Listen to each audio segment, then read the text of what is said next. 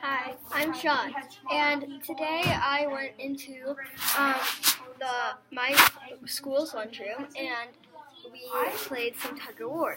But we didn't just do this for fun and games. We played tug of war so we could learn a little more about social studies. So what we did, on here I have some questions and I'm going to answer them for you. So the first question is, why was the blue team smaller and has fewer people? So there was a blue team and a red team, and they were pulling the rope, and the blue team was really smaller and it had fewer people, and they weren't as strong and as they didn't have as many good soldiers as the red team did. And so this blue team was known as the Continental Army, who were fighting the British to break free from England and become their own independent country. So the red team was bigger and had more people. It was because the British had had more trained soldiers and they had been more experienced and more tough and strong. And then there was a white team, and the white team came in to help the blue team in the middle of the tugging.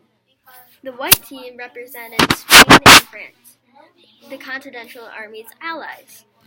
They came in a little late though because they saw that the Continental Army was winning, and because they were winning, they went to join and help them break free from Great Britain.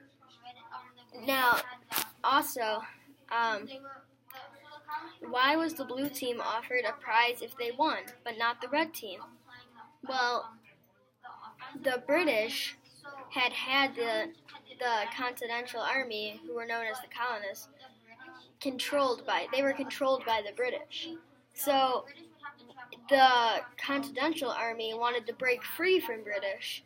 So if British won, it would be like no change happened at all. But if the Continental Army won, they would be gone from British and have a change.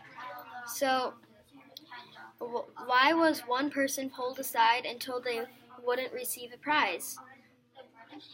Well, there was one person on the blue team, and they weren't going to get anything different, unlike the rest of the other people on the blue team, because back then they still had slaves, and the slaves were they had been working for everyone, so they made the slaves fight, and even if the slaves won, the team they were working for, that team won, they still wouldn't have made a difference because they're still being controlled and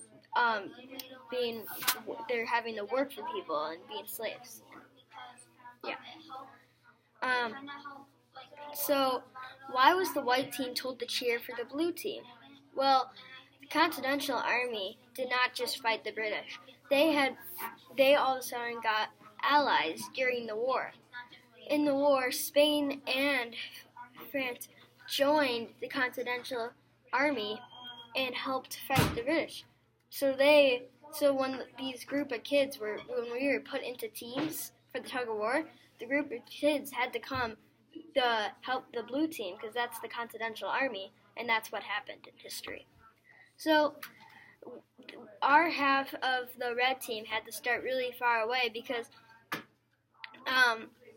we needed to pull it all the way to this rug that was pretty far away, and that was all the way back at England, British's home. And the British had to move towards the war, where the Continental Army just stood there and moved a little, because the British was playing offensive, while Continental Army was just defending themselves and wanting to break free as a new country. So why did the red team have to pull the rope so far while the blue team had to prevent the red team from doing so? Well,